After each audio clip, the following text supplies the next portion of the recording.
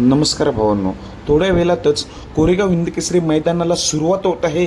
तर सर्वांचं लक्ष या मैदानाकडं लागलेलं आहे. खास करून कोणाकडं तर सर्वात जास्त फॅन फॉलोविंग असलेले दोन नंदी टॉपचे, ते म्हणजे बकासूर आणि मथुरकडं सर्वात मोठं लक्ष लागलेलं आहे. मैदानात जेव्हा हे दोन्ही नंदी जात असतात तेव्हा पब्लिक बघायला काय असतं, डोळ्याचं पारणं फेडणारं आणि लाईव्हच्या माध्यमातून या दोन नंदींनाच सर्व बैलगाडा प्रेमी जास्तीत जास्त बघत असतात.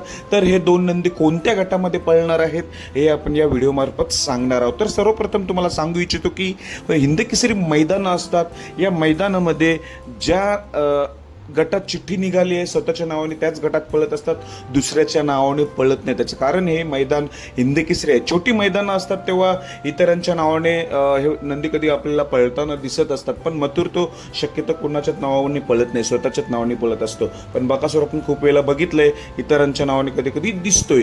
तर असो, महत्त्वाचा विषय बकासूरचा गट क्रमांक किती आणि मथुरचा गट क्रमांक किती, तर तुम्हाला पहिरा माहितीच आहे. बैलगाडा क्षेत्रातील देव वृत्समदावतोष हिंदकेसरी बकासूर पलटोय संतोष तोडकर यांच्या मल्हार सोबत. मल्हार आणि बकासूर ही जोडी आपल्याला गट क्रमांक 29 मध्ये तास 4 वर, गट क्रमांक 29 मध्ये तास 4 वर बकासूर आणि मल्हारची गाडी पलताना दिसणार आहे. तसेच मित्रांनो बिंदोडचा बादशाह मथुर आणि भुंगा ही जोडी आपल्याला पलताना दिसणार आहे. तर मथुर आणि भुंगाच्या दोन चिठ्ठ्या आहेत गट क्रमांक 36 मध्ये आणि गट क्रमांक 54 मध्ये. पण गट क्रमांक 36 मध्ये तास 8 वर चिठ्ठी आहे, गट क्रमांक 54 मध्ये तास 6 वर चिठ्ठी आहे. पण माझ्या माहितीनुसार गट क्रमांक 36 मध्ये ही जोडी पलताना दिसेल, कारण की दोन्ही पब्लिकचे बेतात बादशाह आहेत. गट क्रमांक 36 तास 8 वर ही गाडी आपल्याला मथुर आणि भुंगाची पलताना दिसेल. जरी तास 8 असले तरी नक्कीच हे टॉपमध्येच गाडी पळेल.